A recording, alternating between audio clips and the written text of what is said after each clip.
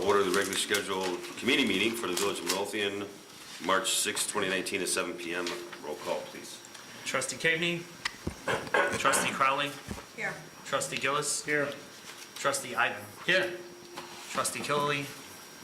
Trustee Kreis. Here. Mayor LaRue. Here. You have a quorum. Please stand for the Pledge of Allegiance. I pledge allegiance to the flag of the United States of America and to the republic for which it stands, one nation, under God, indivisible, with liberty and justice for all. At this time, I'll open the floor to public comment. If you would like to be made a matter of public record, please stand and state your name and address. Jean. Jean Bartaki. I think the village needs to get a sign just like St. Chris has. It's really nice and it's lit up and it's digital. We need that. We do. Clerk Mouse has been working on this for quite a while, and we're certainly looking at least one here. Pricing, of course, is going to be probably a problem, but We really need that. there's some TIF money over there on the Sister Avenue TIF that we might be able to spend on a entrance sign, but Clerk Mouse has been looking into it. So We also need to keep the other welcomes, all of the welcome to Midlothian signs. They all need to be redone. redone, and we need one on Cicero Avenue by the Burger King coming into Midlothian from Crestwood. Is that there anymore? We don't have one there, and it's nowhere to be found. Well, actually, it was put over by the train tracks because it's two-sided. But we really need to smooth it up. We fix agree. them up. Anyone else? All right, I'll close the floor to public comment, and if the boards would indulge me, we have Elizabeth here from Third Millennium that would like to give a brief presentation on the article under Trustee Ivan's agenda. Good evening, everyone. Thank you for having me. Can everybody hear me okay without the microphone? Yes. Okay, perfect. I am Elizabeth Aducci, and I am from Third Millennium Associates, and our company specializes in working with municipalities exclusively to help post and collect revenue from vehicle, pet, dog, cat, tags, and stickers. Our system is designed to take the workload off of the municipality's shoulders and put the revenue in your pocket, so that in essence, vehicle season can put a line out the door. When I have to come into Village Hall and buy my sticker, and then there's a line out the door of all the other citizens that are doing the same. What our system will do is take the workload off of your shoulders. How does that happen? A, we present you with a database for the data entry of the information that is a barcode web-based system, so that when someone walks into Village Hall with their application in their hand that is pre-printed, it has a barcode on it. That barcode scans into the software. Their record is sitting in front of them. You enter the sticker number, you take their money, you hand them their sticker, and they walk out the door. Transaction is over. The information is already in the database at that point, and you don't have any back-end extra work. All of this information that gets thrown on a back table, and then when that line comes down, we send there and go back to that form and try to figure out what we wrote while they were in front of us. Hard to do. So this system is automated and makes it easier for your citizens to buy their sticker. Their information is pre-printed on this application. It has a barcode on it. It has a scan line on it. Both of those systems are in place so that your staff member can scan it. Our system, when your folks mail in items, when your folks buy online, will then be processed by our center instead of your staff.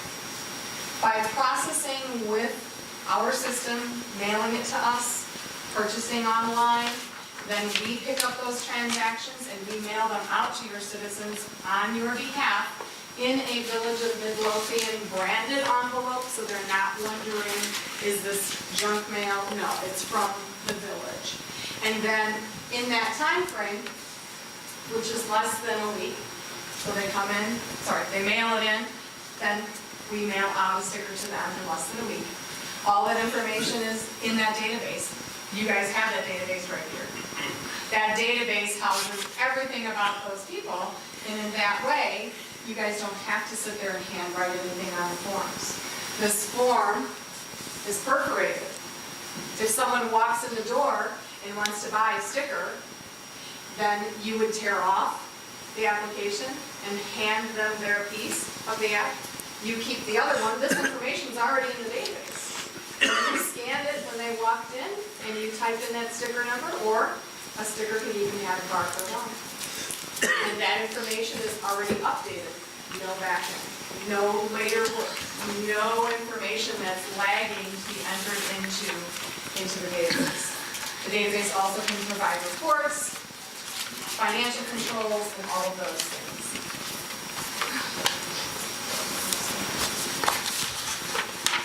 We can reduce your workload. We can collect the payments for you. We can assign stickers and mail them out on your behalf, whether the person mailed in their payment or whether they bought online. Your staff, free them up to do all the other things that are important to support a municipality.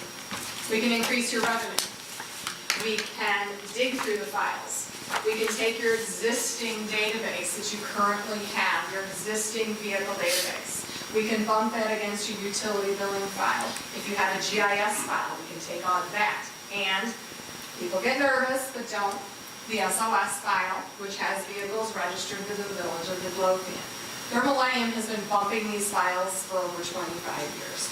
We know what to look for in that SOS file, so we're not sending out information that people can come back and say, I don't have that car anymore, I sold it 3 years ago. We work with the village to know what records to mail out. We scrub this data over and over again. We present a file to Midlothian and say, hey, we found all these records that aren't in your utility bill file, that aren't in your vehicle file existing, that aren't in this GIS file. If they're not in the GIS file, why would we mail it? GIS is the perimeter of Midlothian. We would get rid of records we do not need from the SOS. But all of those things bump up against the USPS, National Change of Address System, address standardization, and therefore we can find who's moved in, who's moved out, make sure that we're not sending to information that is not belonging, again, in the Village of Midlothian. And we're digging into those garages. Maybe there's a person that rides a motorcycle once a year.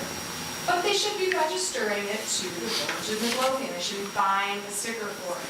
If your ordinance states that the vehicle is registered to the Village of Midlothian, and I'm sure of the exact wording of your ordinance, but if it is registered and domiciled in the Village of Midlothian, they should be buying a sticker for it. Just because they drive the motorcycle one time a year doesn't mean that that excuses them from complying with the ordinance. So in our systems, we can help Midlothian find and dig deeper and get revenue.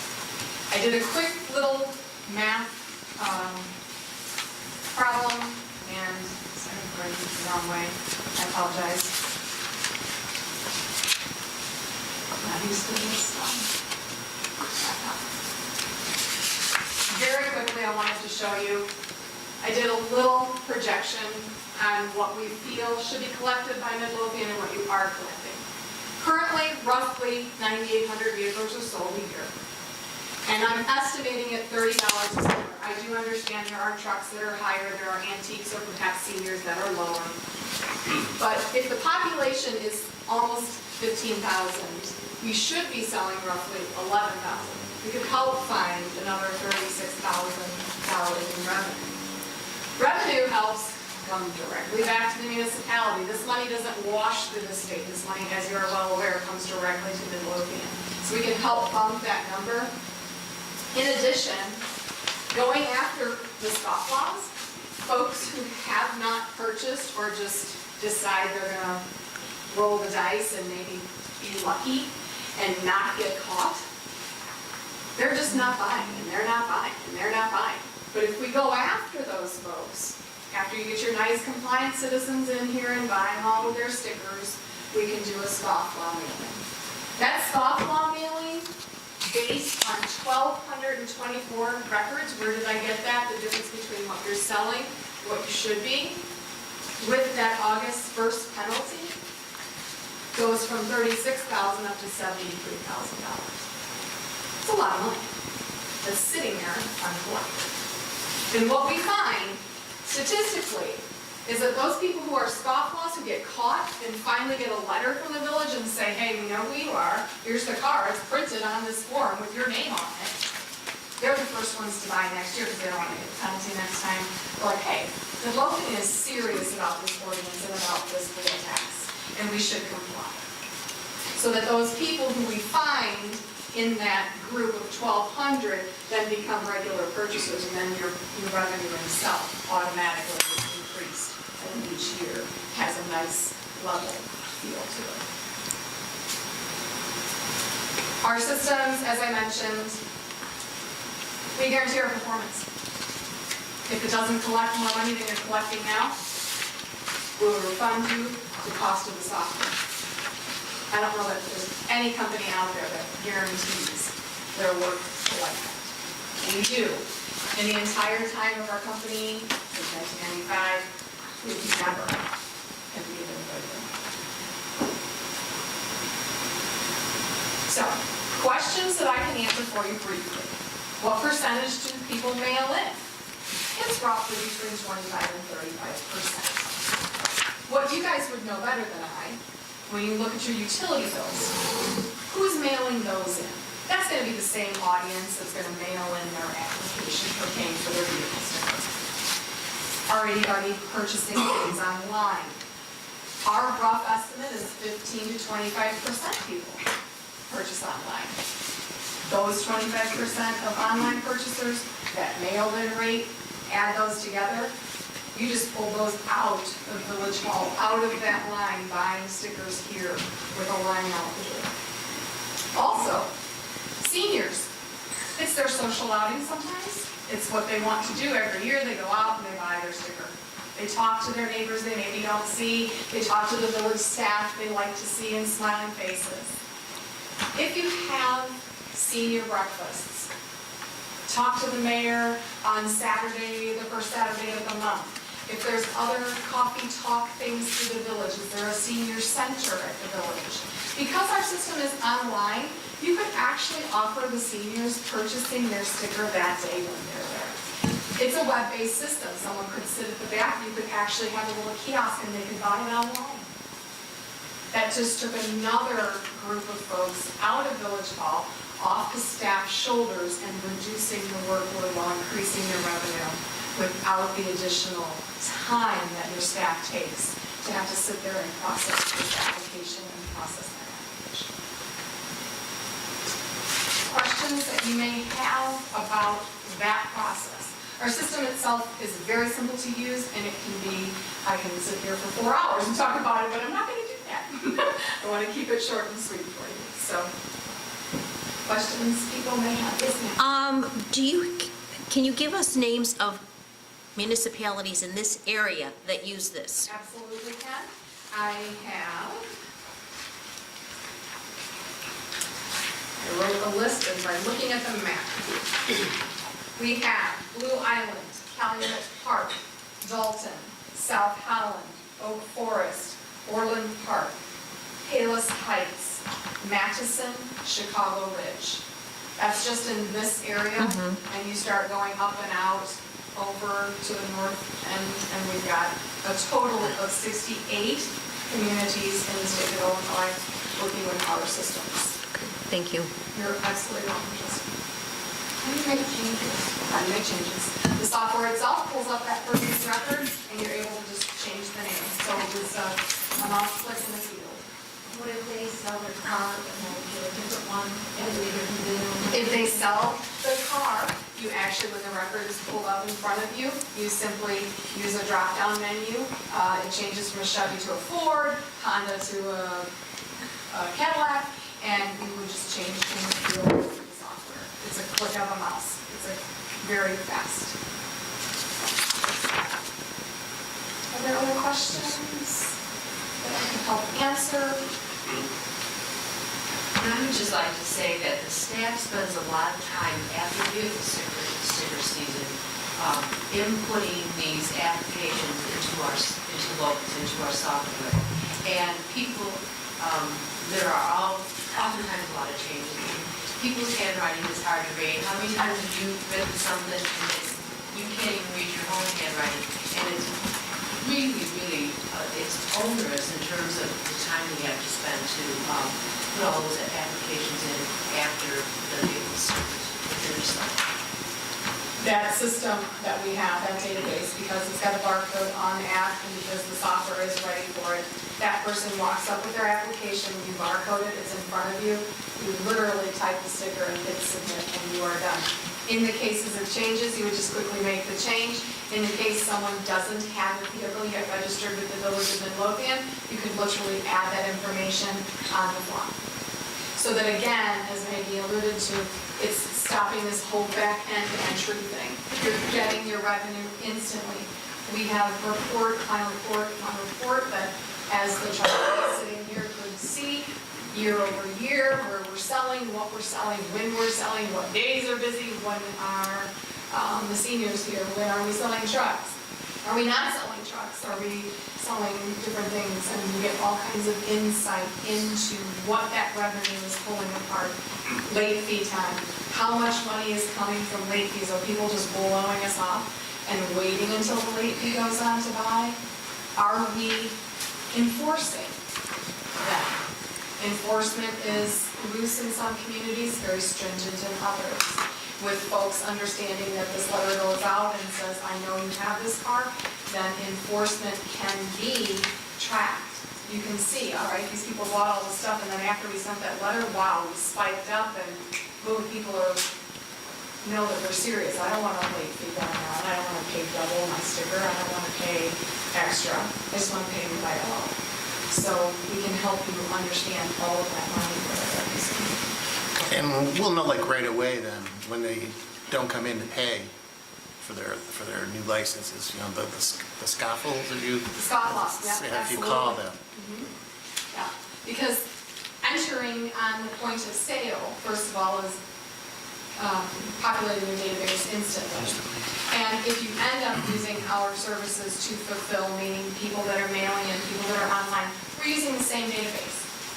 We just have a different username. And we have different levels of access, so you have your admins that can touch all this stuff, and you have your read-write users, which is our folks. And you can see it right in the database. Oh, on Tuesday, fulfillment took $5,000. Great. That's $5,000 I didn't have to deal with in the village. Meaning the work to enter it, to mail it out, and to process it. Okay. I have another question, because you guys know I'd be remiss if I didn't ask this question. Is any of this negotiable? Everything's negotiable. That's the answer I wanted to hear, because I know I negotiated when we were setting up the water billing years ago. Absolutely. Everything's negotiable, so. Okay. Yes. All right, if there's no other questions, I want to thank you for coming in and Thank you giving for us your the time. I information. very much appreciate it. Thank you so much, Thanks. Elizabeth. Thank you. Great job.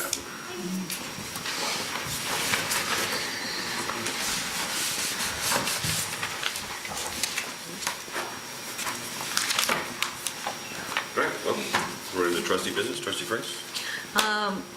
Under my business, I have discussion, and I don't believe we will be approving this evening, the Terra agreement. And I know that there were, Trustee Caveney had a lot of questions, so I wanted to bring everybody up to date on what I've done. Dave Landwehr, who is our point person at Terra, and again, Dave was the moving force behind the CalSAG Trail, is out of town. So I did talk to Tim Berry at Terra, and they have all of the comments, and I think we're down to just I think a few comments. I asked for all of the certificates of insurance for their subcontractors. I've sent them all of Kathy's comments. I haven't received comments from anybody else or from the attorney, so I think we're very close. And when I talked to Tim Berry today, he said he would incorporate all of the items. He would attempt to get all of the language refined by tomorrow.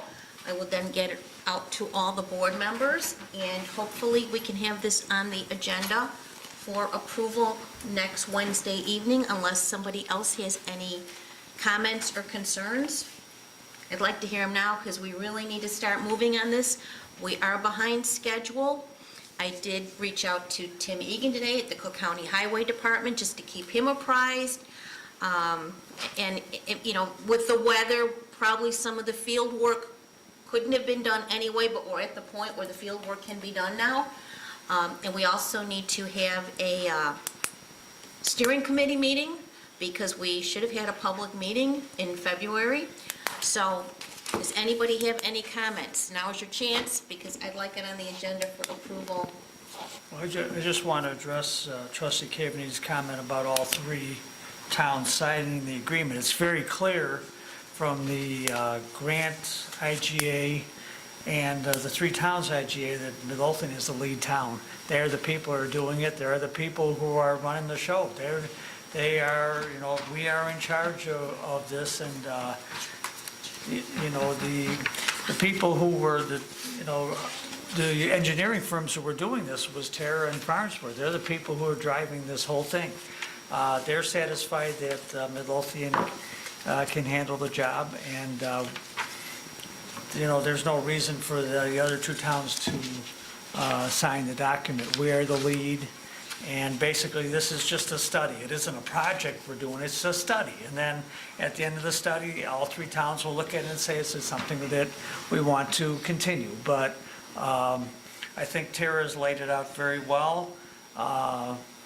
And I think with the minor changes that Trustee Cavaney has asked for, I think this project should go forward at the meeting. Trustee, I have to disagree with you on one little minor point here. The other towns are putting money into it, and that's probably why Trustee Cavaney wants to make sure they all sign off on spending the money. They didn't put They that. have to make a financial They didn't put that in the IGA. They didn't ask for that at all. They said, if it's super clear in the IGA that Midlothian is the one in charge, Midlothian is taking care of the engineering, Midlothian is taking care of the payment, Midlothian. They didn't ask for anything. And to me, it's super clear that Midlothian is the lead in this whole thing, and they believe this will go forward, basically because they have trust in Tara, I believe, from their interactions with Tara and Farnsworth, and there's no reason to do much more. It sounded like Trustee Cavaney was still concerned about their ability to financially commit to the project. I'm sorry? That of their ability to financially commit to the project, because it has to go before their trustees. It's in the IGA. They already signed it. They already did. committed to come up with the $35,000. That's in the IGA. And the IGA was submitted with the application. That's what made that application so strong, was that each town had a signed intergovernmental agreement approved by either their village board or their city council as in Oak Forest, committing to the $35,000 per town. And if you read the IGA that we have with Cook County, as soon as, it says right here, the county agrees that upon award of the Phase 1 engineering contract, and receipt of an invoice from the grantee, the county's going to make an advance payment to us in the amount of $110,950. So we did this, followed the protocol. We did everything that the county expected, and why would we have the IGAs in place, submit it with the application? This was so important, and Mayor Presta was really a driver in getting us this funding, because he was in front of John Yonan saying, we need this, we need this. I don't know how more solid or secure of a commitment we could have. We have intergovernmental agreements. We have them all the time. They work. That's the purpose of them. What I gathered from the emails that I was included on that went back and forth is she was just looking to protect the village from spending extra money in case something bad happened. That's how I took it, and that's why she wanted everybody to sign off on it. Well, That was my impression. Well, I don't know what bad is going to happen. I mean, it's a process, just, we do this with other grants. It's just the process. It's the way, that's the purpose of intergovernmental agreements. Can someone just explain what the potential problem is, so we can understand why you keep asking? You already got the IGA, how long ago? I can't remember. It was a while ago. Well, I think we had to we submitted November 2018, in October. we submitted the application, gosh, But I mean, everybody has already seen it, so I'm in asking. 2017, we signed the So IGAs. understand, what is your potential problem? If they've already signed and said, we're taking this portion of it, Well, I think the problem was, as I read it, that in the agreement that we're signing now, it didn't reflect that the other agencies were going to contribute the money. It did. So Yeah, that's, it does. now it does, though. It was changed, correct? It was amended, correct. Right, it's been amended. That was the problem. Okay. So But it's there's been no- amended now. But there's no potential problems. Tara could. No, but I'm saying that was the intention. Okay. When I read the email, that was the intention of the email that she had originally sent to all of us, is her concern was that the original document that we were presented did not reflect that these other villages were going to have to put in whatever share they were going to put in. And so she asked for that to be amended. Now, that's my simplistic view of it. And now you've amended that, correct? Well, that was amended Well, a version or two ago. Last week, what we talked about last time. Yeah, yeah. Right. That was what I was saying, is that was her intention, is to make sure that the village, protected themselves so that in the event money was due, everybody knew who was to pay what portion. It was clear. well, the IGA spelled it out. The first document everybody did was the IGA. Right, but- And that it wasn't reflected in the Right. Cook County thing. That but wasn't, they now corrected they've corrected it. Yeah, So I think that was the problem. right. But there is no, but as far as potential problems, they looked at what the whole thing said too, and they were just fine with everything. Tara designed the whole thing, so there isn't going to be potential problems. This is just a study. That's all this is, no big deal. Tara is an expert. Tara and Farnsworth are experts in their field, and they have this thing all laid out very properly. And with that 35,000, yeah, if that's to cover CYA, okay, Right. fine. That was my understanding anyway. That's what I read into the emails. So can we have it on the agenda next week for approval? Anybody have any issue? I think I'll get you the amended tomorrow in the certificates of insurance for the subcontractors. But again, we're working with the guy that was the driving force behind, in his firm, the CalSag Trail. So, and I think everybody looked at Midlothian like, you guys, they looked at us, Crestwood and Oak Forest, and they said, you take the lead on this, because I think the county will look at that favorably, because you've had so much success with grants. So that's just my take on it. I don't want it to look like we are, in the eyes of these other agencies, that Midlothian doesn't know how to handle a project. Okay, are we good? Good. On the agenda for approval. The other item I'd like to bring up, which we've talked about, and we have to get it done, it's the parking lot next door. And I've spent a lot of time on that this week as well. And I want to thank Superintendent Weinert for going out there so everybody could visualize it. And when we first received the original iGig grant, I can't even remember, it was 4 or 5 years ago. So much has happened since that time. We're at a point, we've got to move forward and get this done. So I reached out today, and I didn't get a response, to Granite Survey to see what the cost of a boundary survey would be.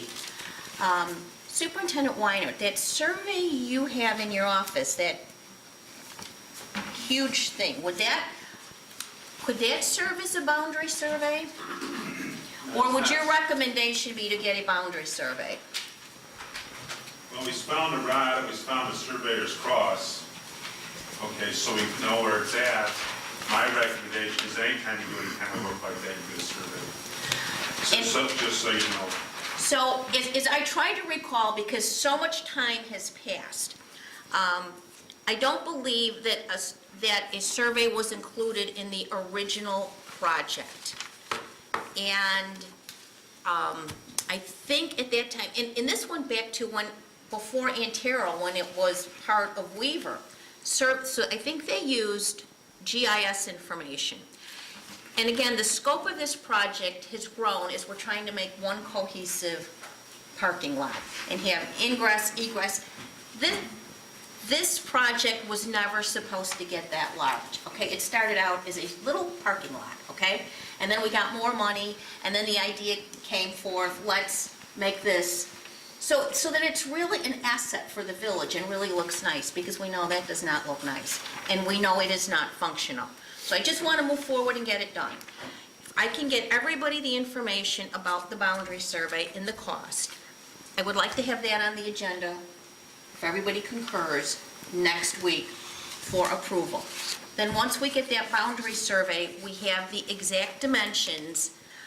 I think that we may still need, and again, I don't know until we get the survey, we still may need a couple feet from the VFW, and then we could have that agreement with them, like Blue Island had when they did their I-gig with Paul Revere's school. I don't know if that's going to be necessary, but I just want to move this thing along, because again, I think it's July 15th, the grants expire, so we're going to have to move quickly. So A, get the survey, B, get this laid out on the survey so we know exactly what's village property. Do we need some property from the VFW? If we do, let's enter into the agreement with the VFW. We're still going to need, I think, Superintendent Weiner, some type of an agreement with the VFW, like you had said, because of the ingress egress, correct? Irregardless. That was your recommendation. At the time, because you were going to go onto their property with parking. Now you don't have any encroachment on their parking, on their property, because where the property line is. Well, we may though. We may because of the space we will need for that parking lot. We may. Okay, I don't necessarily agree with you, but we'll find out what the survey says. But on here too, if you need one agreement to go in and out, I don't know if you've ever had one since, so would you need one for something you never had? You never had an agreement before, and the parking lot's not going to be on their property, and they're not making those decisions, but based on the There'd be no need survey, to- just look at the stakes. There'd be no need to get an agreement. I did talk to the commander about striping, and the striping would be on their parking lot. They were okay with it. Not sure if we need an agreement for that. There's no striping there now, so Right, but they'd be happy with Can I just ask, the red line, the red spray paint that Superintendent Joe put out there is the property line. Correct. correct. So we shouldn't need to go past that, is what you're saying, correct? We shouldn't need to go north of that red line if, once they figure out that the GIS information they use, right, may have not been in alignment with the map we're looking at, which we've all seen where the cross and the pole is in the lot, we knew that last year. Once it's all ironed out in the drawing, which I think is why everybody's confused, we shouldn't need to go north of that red line. That's what you're indicating, right? We shouldn't need property north of that red line. Well, on this drawing that we originally got here, it shows that the parking lot is over the property line. Right, because they were using GIS information that isn't the same as the map you're looking at. That's what you just said. Well, I think the survey will actually Right. delineate. It'll define it and refine it, and then we don't believe we will have that problem. I hope we won't have that problem. But if we do, are you guys okay with then doing like the Blue Island said. This has to be done by July Yeah. 15th. That's why we're. If it's necessary. Lots of questions. If it's necessary, let's get this done. I know, that's what I'm trying, it's come to the point of urgency now. We're gonna lose all this funding, and I don't want that to happen, because I really think, I'd like everybody to be out there, we can have a ribbon cutting. I think it could be a real showpiece for the village out there. So does that sound like a plan? I'm just trying to lay it out here so we can move on this. So does that eliminate the need for the extra 3 feet of space? Is that what, I mean, We're probably still gonna need to go into the rain garden approximately 3 feet. If, the way I look now, but we're not gonna know for sure till we get the survey. So let's just wait on the Wait, get the boundary survey and see what survey and happens. then go from there.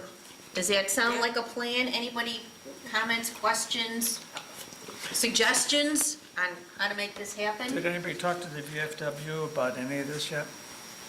In other Only words, about the striping I talked to them about maybe we needed, did you talk to them about we might need an agreement to, Albeit their fish fry on Friday. okay. Is there some of I the- mean, just to, get the, sort of get them thinking about it, that they might want to do it. I don't know how often they meet, or if they have to have their council or whatever do it, or whatever. They would have to, if there's some sort of agreement, sure, but. Right, so, We believe that the way Superintendent Weiner measured it out, we won't need to encroach into their property with the pavers, right, just in We the don't know. rain garden, the rain garden. yes. The other thought that comes to mind is maybe we need to have, I'm just thinking, some kind of an agreement as to the parking, or who can use the parking when, because I would never want to have happen what happened the night of the dedication in August. That was just a nightmare. That'll be a problem. What, Gary, would be a problem? Free up the street parking and remove those signs, which opens up more parking. So once we get on that, there's going to be a whole lot more parking. There shouldn't be. But why do you think there'll be a problem? Restricting access to parking for the VFW? Yeah, I don't know, I don't want to restrict it. I'm just thinking, If you have events at the rain garden, we just inform them and let them know ahead of time, that's all. I really want this to be something where we're working together with them, because it's going to have to, and I'm positive it will function better once it's done and it's striped properly, because it's just a mess out there. You all know that, you've been out there. If I may say, you're not adhering to your own ordinances as it is. So it's unfair to not want to move quickly to making it in accordance, because you're not even operating according to your own at this point with parking. And in and out lanes and footage and what have you. So it just seems a little ironic that Well- we're violating our own ordinance. Well, I mean, for me, my whole concern is whatever we do as a board now going forward, I think we should do within compliance of our ordinance. What was done 10 years ago, what was done 20 years ago, I don't have any control of, but I do have control over it now as far as a vote, and if we know it's against our ordinance, that's not something I think in any scenario we should be going against unless we come up to an agreement or we make whatever variance or whatever needs to happen so that we're compliant, because if we don't set the tone and show people the right way, why would other people want to do it? I mean, that's my thought. I know I'm not supposed to keep talking, but what I guess just gets the point across is it's important to be in alignment with our ordinances.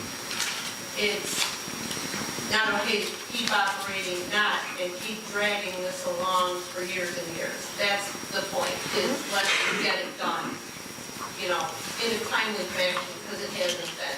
That's all we've been asking. Timely fashion, take it seriously, let's move it along.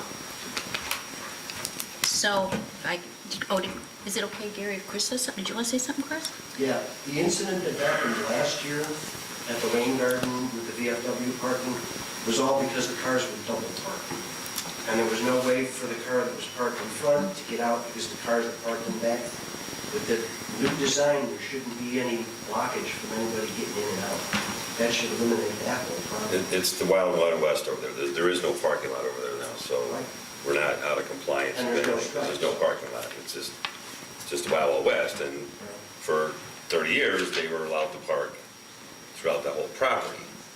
Now it's been restricted to a much smaller area, so it's created a problem, and we need to get It'll this done. work out fine. I mean, it's Fine. similar to how Once it's straight. Ray's has it with girls softball and functions going on at Ray Lodge. It's gonna be As long so as you much have nicer over signage, you inform people, you'll work it out. I think it'll be beautiful. So let's get it, what do we say, get her done? And if, you're smiling, and hopefully I will have a price to everybody. As soon as I get it, I'll get it to the board. Does that sound fair? So we can finally get this parking lot, this 5-year parking lot, or however long it's been done. And I did attend this Calumet Stormwater Collaborative meeting on Friday. Those are always really interesting, great networking opportunities. CNT did another rain-ready presentation there.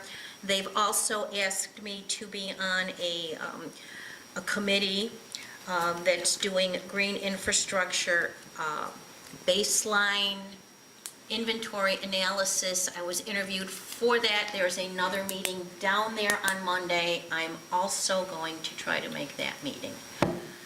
And I believe that's all I have this evening. Thank you, ma'am. Trustee Ivey.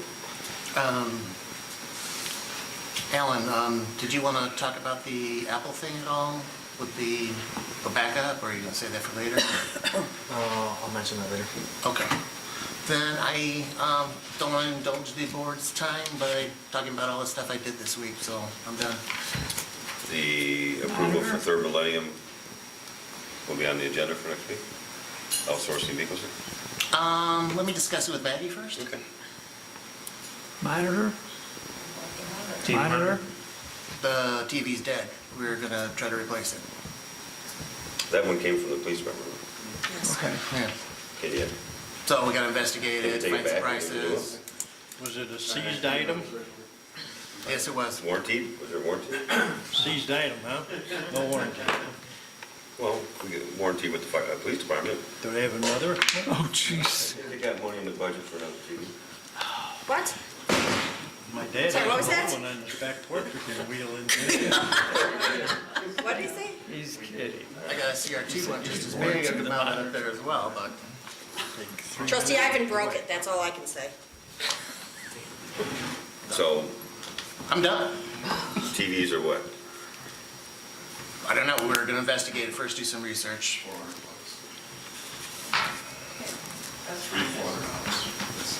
That's it. Oh, didn't you buy everybody something like that for Christmas? Superintendent Weiner just offered to buy a TV for them. That's what I heard, right? I see trustee Gabby approved. All right, sir. Trustee Gillis? Yes, Mayor. Could I say one thing though before we go on, when you're doing Okay, that? Kathy. I know, I was gonna say, I think we should get two, because people sitting here, people sitting there should be one on each end. If we can get something reasonable. I think it's just for the people sitting in the audience.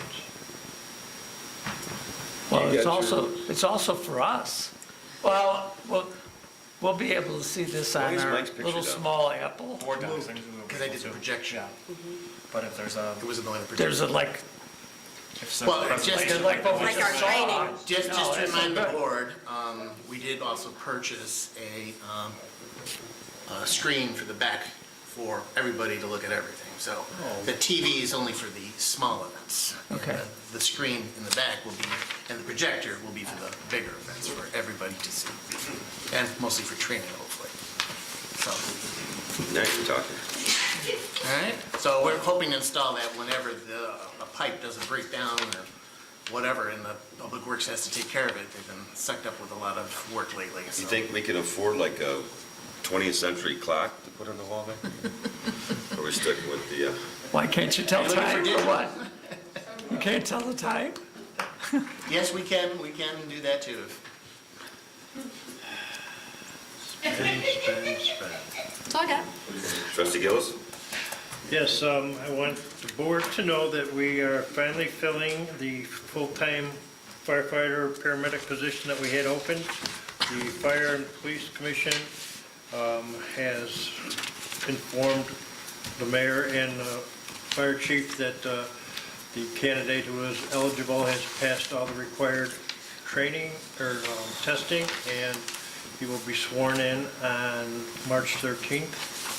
And on a side note, it is going to save the fire department some additional time of training because this individual that's being hired has been on the department as a part-time firefighter, paramedic for the last 7 years. So he'll go right on shift, and he has his gear already. There's no 40-hour-a-week training that he'd be under, so it's going to help out quite a bit. And we know what we're getting, which is even better. But that means you have one less part-timer, which you Yes. don't have a lot of part-timers. That's another story for another time. So he will be sworn in, like I said, next Wednesday, and look forward to that. The other thing I wanted to bring up is that it's that time of year again for our renewal of our outdoor warning siren system preventive maintenance contract, which is basically for our 2 sirens, one here at the fire station and one that's at A.J. Smith Savings. The amount is $585 a year, $1,170 for the 2 of them. This is a continuous amount that they haven't raised from the previous years that we've had Brana Company doing the preventive maintenance, so I'll be bringing that up for approval.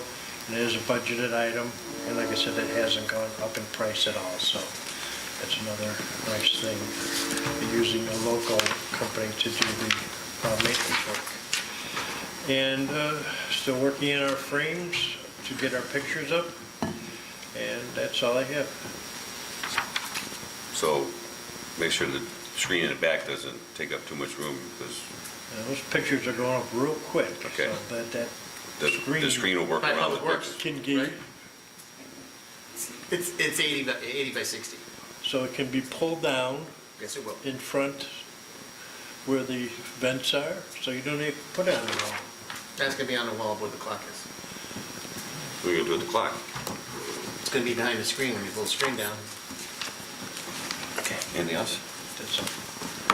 Filling in for trustee Cavanagh, a much abbreviated version. Okay, what was supposed to be the special use for the Bellarama Auto Group, it was postponed, right? There was pictures you have in front of you now that were taken today. I think you'll find from the previous photos you've seen, it looks much cleaner. I would recommend, based on them continuing to clean their property, provided they continue to improve, that their special use be approved at the next board meeting, if you want to put on the agenda. But it seems they've done a lot compared to probably the first pictures you've seen. Big difference. Okay. Huge difference, thank you, because I know you've spent a lot of time over there, correct? Yeah, well, we've been there a few times, and they've been here, and I talked to Ruth, the lady that's here for the zoning board, their translator, on a regular basis. The next thing is discussion regarding Dollar Tree. As you know, the fire department closed them again for non-compliance because they didn't fix their firearms during the sprinkler system. There's a regular people coming through from different contractors. Tony, the owner, keeps on trying to tell me to put in temporary systems. I had discussion today with Dollar Tree, their national firm that they use for taking care of all their air conditioning systems. And they went there this afternoon at noon or 1 o'clock to look it over in order to put in a heating system. Their recommendation has been, they saw other contractors to actually hang heaters in there, like you see in the warehouse or the service garage, like we got in Public Works, and that would be able to heat the place, keep it above freezing. I have not heard anything back regarding that. Dollar Tree said they were going to actually pay for it and back charge him through rent or not pay, they would rent, whatever. They want to stay open here, from what I'm gathering. That's why they are willing to supply their own people to fix it, just like they've done with the fire alarm panel. Because the fire alarm system wasn't working correctly either, and Dollar Tree sent in its people to fix the panel and the enunciator, and whatever else needed to be done. Discussion regarding vacant property registration. We went to court in Markham on a case. We lost that case, and the problem was is that we were not following our ordinance as drafted. And then I come with a checklist, and I've already talked to the village attorney about property following that ordinance and put together a checklist. So the vacant property registration wasn't being followed correctly. And I may even have to discuss about doing the ordinance. What I'm supposed to do is you can't write a ticket for vacant properties, but to notify the people that wait so long. And then there's different, anyway, certified mail or in person, the previous property owner, and then post the property, and you gotta do all this stuff, and it's laid out for how many days it takes for each. We weren't doing that. So that, the citation for this individual got lost at Markham. So now we're gonna come up with something to say follow our own ordinance, much like we were talking about the grass a few months ago. The next one is discussion regarding adoption of some codes. On the energy code, Illinois has postponed it from March 1st to May 1st, so we have time before we adopt that. The plumbing code, I have not heard back from the state of Illinois, and I sent that out to the state on January 24th. And we had the sample copy of an ordinance and all the paperwork on changing that code. We have not heard anything back from them yet. The next thing on there says the property maintenance code. We have a lot of sections in the village adopted ordinances now that would become part of the property maintenance code. There's a lot of articles also not addressed in our village ordinances that are addressed in the property maintenance code, such as like fire requirements or vacant property registration, stuff like that. So the only question is here on drafting this ordinance and following ours, the only question I have here and need some guidance is that our current ordinance says that the grass has to be 8 inches long. Once it's 8 inches long, we can write a citation. Then after we wait for so many days, then we can schedule it to be cut. All right, the trustee Kavanaugh was talking about changing that from 8 inches down to 6 inches. So Village of Crestwood, it's 12, Harrison's 12, Markham's 12, Tinley Park, and Orland Park are both 8. So we went on the websites and just tried to find out the ordinance in order. So the question here is, if we're going to write this ordinance, do we want to change the height of grass weeds from 8 inches down to 6 inches? No. Now, if anything, you want to go to 12 inches because it's an easier spot, because then they go to seed, and you'll see the seed heads on the lawn. 8 inches is fine. Okay, so, all right, I'll be the ordinance. The next thing was here is discussion regarding adoption of the residential code and the building code. We talked about this, I believe, at the last meeting, that we have to do this for our CRS or ISO rating that we have, right? We had that lady come in, she's going to hold off on submitting all our ISO paperwork until March 31st. So we have to adopt the 2018 IBC and IRC, both are large undertakings. So I've been working on this, and I have some questions to ask the board on a few things that they want to comment on here. So you know, the IBC, the building code, is the umbrella. It covers all the building in the village. The residential code is for 1- and 2-family dwellings, and that's it. Okay. So in the residential code, and I mean, to start with the building code, all the codes have something called a Board of Appeals. This means that if somebody comes in and doesn't like what I have to say and wants to disagree, the village is supposed to have on staff, or not staff, not part of staff, on call, professionals that can come in and render a code opinion, not change the code, but render an opinion. So why would the village want to have paying a commissioner or board or whatever of architects and engineers to be on board? Now, all this was removed and the ordinance that you adopted, the mechanical code, fuel gas code, and all that, doesn't come under the building code or residential code. Now, as a governmental member, one of the things that I've always done with people, and it's been successful, is that we are a governmental member of the International Code Council. We write a letter to the Code Council, they'll render an opinion in 2 to 3 weeks. If it's in our favor, that's the way it is. If it's in the person's complaining favor, it's theirs. But what I like to do for this Board of Appeals, as with other villages have done, is the village board is the Board of Appeals. Somebody's got a problem with an ordinance, and I can't vote, I have to present my case, they can come here before the board and ask for a decision on village ordinances versus having other people come. That's what a lot of communities do. That's a lot of communities do. They have a board, you're deciding, you decide. Okay, why should the taxpayers pay for an architect and an engineer and all this stuff to be on some kind of board for somebody who wants to argue because they don't want to install whatever? Correct. So my recommendation is the Board of Appeals ends up being the village board. Makes sense, right? Could I ask a question? Sure. I'm sorry, you look at me like I'm Kathy. Call me Kathy. So if that happens and then the resident does not like the decision we render, or the board would render, what is their, what can they do then? What's their recourse? Is there, Install it correctly.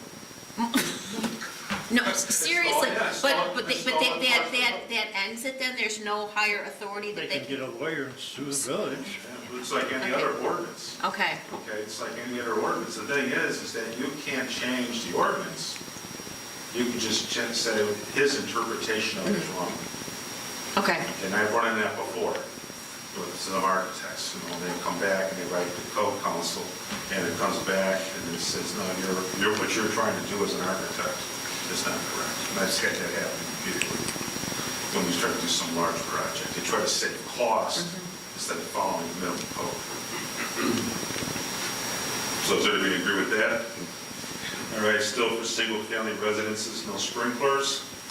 Another thing I want to remove from the code, and I think we should do this, if you have to remember that the code is a national code written for wherever in the country. It's not a Chicago code or an Illinois code.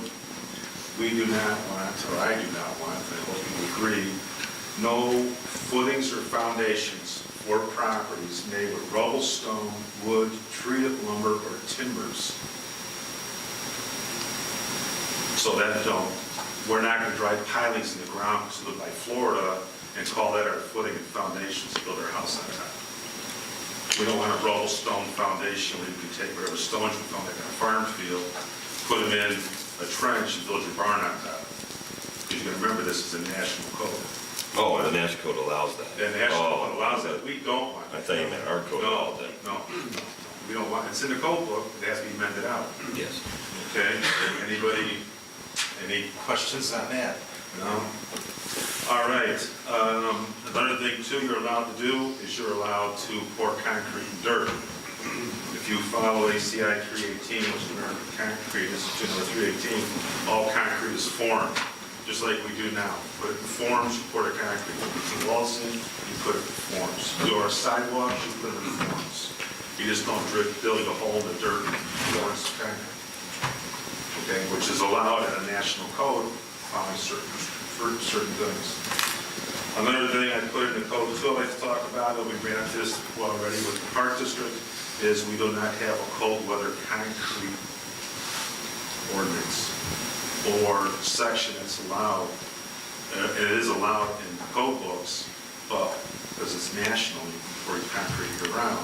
We would like to have a cold weather concrete ordinance. So once you get so many days below a certain temperature, you can't pour flat work and sidewalks in freezing weather because the concrete doesn't cure, the water doesn't evaporate, the water freezes. Okay, now I'll have copies of the changes so you can read them. I just want to make sure that I put this together, you know what's going on. Another thing too is that concrete slabs in the code book are only 3.5 inches thick. All our basement floors are 4, sidewalks are 4 or 5 inches thick, right? So that's what we want to do here too, take out, you can put in a 2-inch slurry coat on something and call it good. No, we don't want that on basement floors, but we want to make sure that it's spelled out. If you get a big home builder and around something like some of these national chains, they count on that half-inch, save them a couple $100 here and a couple $100 there when you start to build a bunch of houses. Another thing too is that the building code also references the International Spa Pool Code. Okay? Well, our ordinance has some sections in there on swimming pools, which I like to still follow because you gotta do what we need them to do. And the pool code is based again on a national level of what you do here.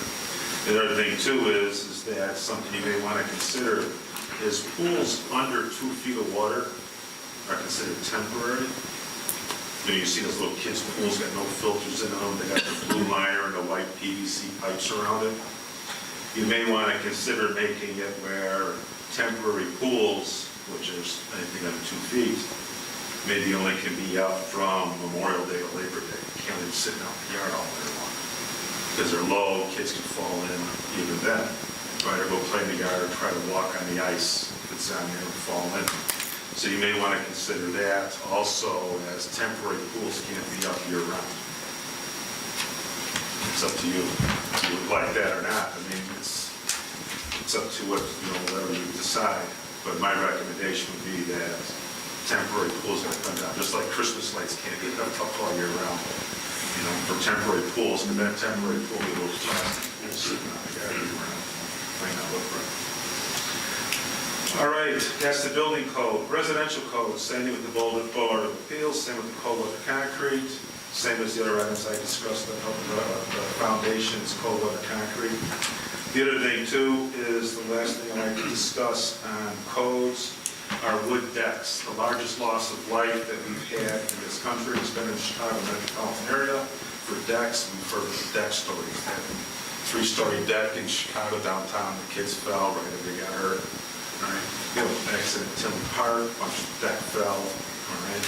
The problem is that the code books are written for a professional tradesman or an architect. They're not written for the homeowner who typically builds their own decks. Okay. So you got to go in one section to find out foundations. You got to go in another floor section to find out joist spans and spacing and everything else. You go to another section to find out about balusters and stairs. You got it says approved hardware. You got to go look up some ASTM number or something from American Second Testing Materials Engineers. And it's difficult for the average homeowner who wants to build a deck to build one that's safe, and we don't have problems with it. All right? So the American Wood Council has something called Design for Code Acceptance. One of their topics is DCA 6. And that DCA 6 happens to be on wood decks. Now, I didn't print everything out because it's kind of long. But you go to one, and I'll send you this email. You go to one, it's got a picture of a deck. It's got them all labeled as to what the parts are on the deck. So you know what a beam is, and a column is, and a joist is. And then it actually has a brochure that's free again. And it shows you spacing, shows you how to put stuff, what fasteners to use, pictures of what not to do, okay? I mean, it even shows you a picture, believe it or not, of a lag screw, in case you don't know what that looks like. All right? So joist hangers are, all that. Like I said, picture of it shows you a picture of the bottom of a lag screw, in case you don't know what it looks like. But the thing here is, it's free. You can download it. We could pass them out, we could put it on a website, and that way for single-family homes, let's say if they want to build a deck, they got something that explains to them explicitly in one spot instead of going all through the code book. The code books were kind of mute on decks until the last few code cycles, and even now, it doesn't have everything listed on. So that would be my recommendation, and that would be for decks for homes, maybe nothing over 6 feet above the ground, let's say, or 8 feet above the ground. We also had something where we had in Chicago, They had that three-story deck that came down, the senior building inspector that was 23 years old, right, with a multi-story deck, you know, you remember that story. So what Chicago did is Chicago went over here and they came out with porch design and construction guidelines. They're pretty explicit, but they're for us, like we got those three flats over here with the decks on the back, right, with the roof above them. That's not gonna work. So if you want to build a multi-level deck, you may want to adopt this, because this is the type of decks we're talking about, right? You know, I mean, talk about this decks, you have the three-story decks and all that, right? This is what they're talking about. You may want to consider this because the residential code and the building code has nothing on decks. Do you use light screws for those two? No, I only for bolts and screws, but it explains everything out, all the spacing, everything else. So I would say since the building code is pretty well viewed on decks, that anything in there is amended out, and we follow this, so when you build something, you're building something above code, and hopefully you won't have any accidents or injuries. So that's it for code stuff, for the code books. The last thing here was building department updates. Researching software, found some software for that. For the week of March 18th, I will be gone because of FEMA training, and then it's for Maryland. Good luck. Yeah, well, I've been reading some of this stuff, I really need it. And then the trustee cabinet is working on a letter to send to the establishment regarding flashing signs and beer gardens. I met with Mr. Sugwitch yesterday. Oh, I'm interested with that theory about that. That's all I got. Any questions on anything regarding codes in that? What I'll do is I will send you the links for the deck stuff and that. I'll send you a copy of the amendments so you can rewrite the code with the concrete things so you know. This way somebody's going to complain, I can't pour a foundation or something when it's freezing. You can do it if it's so warm and you blanket it for so many days, you heat the slab, let's say, cover it, yes, you can do that. But the normal guy who just wants to do something, they don't want to follow any American concrete. It's a year-round construction season, Bill.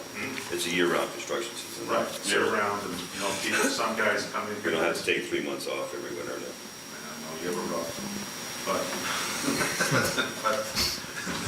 that's what I will do. If there's any questions? None? That's it. That's enough. I was supposed to bring up to the board, I get an email just now from the Academy about T-Mobile. And I'm not sure what she's talking about. For the water tower, T-Mobile antennas? Right, they expressed an interest. Okay.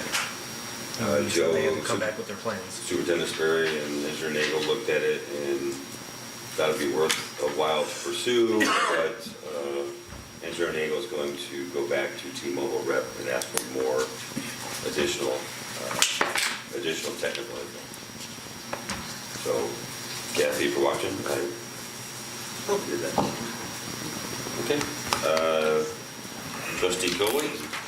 Thank you, Mayor. I don't think I said this before, but the safety committee did get a letter from Bremen High School stating that they are aware of the parking situation and they do have a plan to, when their whole project is done, to actually increase the parking over what it was when the building is done. So, is that right, Gene? I'm saying that right? And I guess from what we see, we have more residential-only parking signs up to Ridgeway right now? It goes right up to Ridgeway. Right. We don't have them past that, and I don't know if that's a problem for Lawndale or... The one thing I was concerned about, like when you leave Bremen, like over by Sandy's house, when you go around that curve, it's kind of like a blind spot and the kids park along there, and that's kind of scary. If like someone's going fast, because people don't go 20 miles an hour.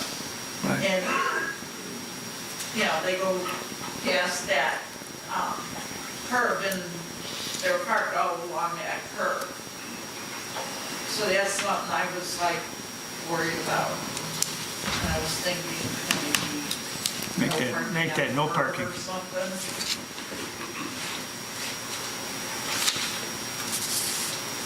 It is dangerous. You can't see a lot of times what's going on. You have cars going the opposite ways. It's trouble. And they, they don't park on one side because there's no parking on that side. But, or two cars get through with those cars parked along the curb. Maybe have no parking on that curb, but let them park more in front of the school along, like by, where Harding is, in that area would be, then it goes. Why is that road curved there? Huh? Why is it curved there? I don't know.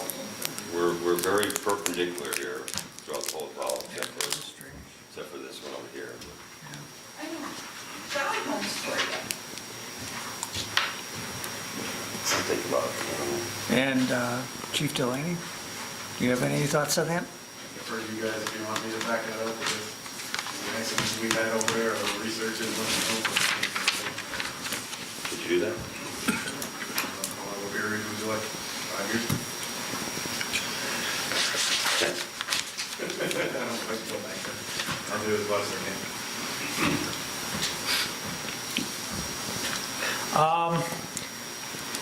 When I was given a tour of the Public Works with all their problems with their wall and their roof, it was mentioned to me that with the leaking that there may be a mold survey. I don't know how else but I had to get a mold remediation company out to look at if there is mold in that area, and I'm not so sure we shouldn't have that same firm look at some of the village hall where it's leaking too, just to make sure that there's no mold growing in those spaces and with potential harm for the employees. What would the board think about that? Yes. Yes. Okay. There's companies that do the the testing. Okay. Now, how would I do that? Do you think Mr. Myatt would have any idea about that, or should Public Works follow through and try to find firms? Superintendent's very good follow. Okay, all right. They're quality testing companies, there's tons of them. Yes, Actually, good ones. I'm quality- looking for good ones, though. H&T. Okay, and last but not least, if we could, some departments, if they do have items for the newsletter, if they could finish them up soon, because we want to try to get this out by the end of March. So you don't necessarily have to submit a article, but any trustees or departments that do want to submit them, please, if they could finish them up. And that's all I have. Thank you, sir. Trustee Crowley. Just a couple things tonight, Mayor. First, in the board packet tonight, I have two things on my agenda for discussion. The first is the purchase of 2 Noptic night vision cameras for squad cars. This is a budgeted item. We already have 3 cameras installed on our patrol cars, and these cameras, from what I understand, give officers in the car the ability to see heat, so they can see humans and cars and animals and things like that when they're on patrol. Like I said, this is a budgeted item. So we got 2 quotes. The quote that we're asking to go with is MS Martin Enterprises for $7,000 for both units versus PDS, which would be about $8,100 for both units. So if no one has any questions, I'd like that on the agenda for tomorrow, or next week. I have like a little quick question. Does it like go through walls? Like if somebody's hiding in a garage or something like that? It's going to detect heat, so it's going to find close to source, so if there's a wall on there, you're probably not going to see the power in the wall. There are probably many cameras out there that are able to penetrate, so if you had a glass window, it'll probably penetrate the glass window, but on the top of the wall. Oh, okay. Thanks. Never watched PD Live? You see the cameras? PD Live, no. Where's that at? It's on the television. And second on my agenda tonight, I had also had in the board packet discussion and about joining Tri-River Police Training Academy. The police department had always been a part of NEMRT, but over the last couple of years, spaces have been slim. A lot of the trainings are way up north. So this year, they opted not to become part of that training. They have found that Tri-River offers a lot more classes for the south side, and for the rest of this year, they're willing to prorate it for us, which would be a savings. The annual cost is $1,960, but they will prorate it to a tune of $646.80 for the rest of this year, which, with what we need still doing the prorated, saves us money. Based on the training we need, we would be spending over $700 the rest of this year to send our officers to training. So we'd ask for permission to have that item added to approval for next week as well. So you're looking for $646.80? Correct, $646.80. In my previous career, I did a lot of training out at Tri-River, and they're very they're a professional group of people, I guess. And I've been doing it a long time. And that's all I have tonight, sir. Get out of here. I realize I had a few more minutes today, but you know. Attorney Louder's not here. The only thing I had to bring up, there was some mention a few weeks back about Independence Day Parade not happening, and Well, the Veterans Committee needs to meet. all right. So there's people here that will. We're gonna do a parade this year. So if they don't want to do it, that's fine. That's why I told you after the parade last year when you said we weren't going to do it. Well, So we'll find people to do it. It's just. But I think we have to I think in fairness to the Veterans Committee, they have to let them make the decision. The Veterans Committee has really struggled. I hear you. Every time we have a meeting, we don't have a quorum, and since losing Sharon Doden, she was the secretary of the committee. But we need an answer this month, not sooner. I will attempt to get the Veterans Committee to have a meeting and have a quorum and make a decision. Deal. I think the rest of the stuff is for next week. And that's all I have. Clerk Moscow. I just have two quick items. One, I want to thank everybody again for your participation in the board docs training. Marie and I will let you know tomorrow or Friday when we are planning to go to cut over. One of the things that is important, I think, is that we have this TV working so people can see what's going on. That was an unexpected fly in the ointment. My preference would have been to do it sooner rather than later, like for the next committee meeting. But let's see how quickly we can get this TV fixed so that folks can follow along with our meeting. Another item, it's more technical related, but Trustee Ivan has been doing some research and working with me trying to figure out how we can actually cast the what they call the scoreboard that you saw on the monitor we had here during the training session, which is what the public will see on the television. And it's working with laptops, but it's not working for some reason with the iPad. So we're trying to figure out what the right answer to that is. And in the process of doing that, Trustee Ivan discovered that although we all set up our iCloud accounts on the iPads, we did not go into our settings and turn on the iCloud backup. So everyone should do that, and I will also send an email with the step-by-step. It's very simple to do, but I can walk you through doing that, just a reminder.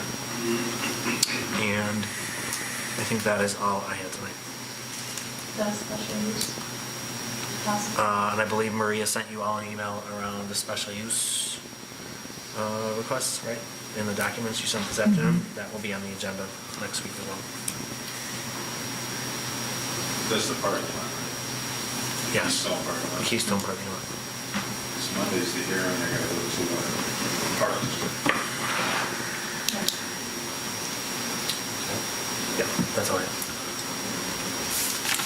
See Seeing as there's no further business coming before the board, I'm looking for a motion to adjourn. I'll make the motion. Second. All in favor? Aye. All opposed? No.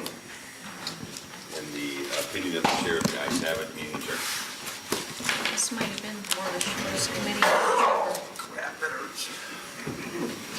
Yes, sir. Maybe we did not, so that we're. I was listening to, I don't have I'm supposed to get the. The bane of my existence. So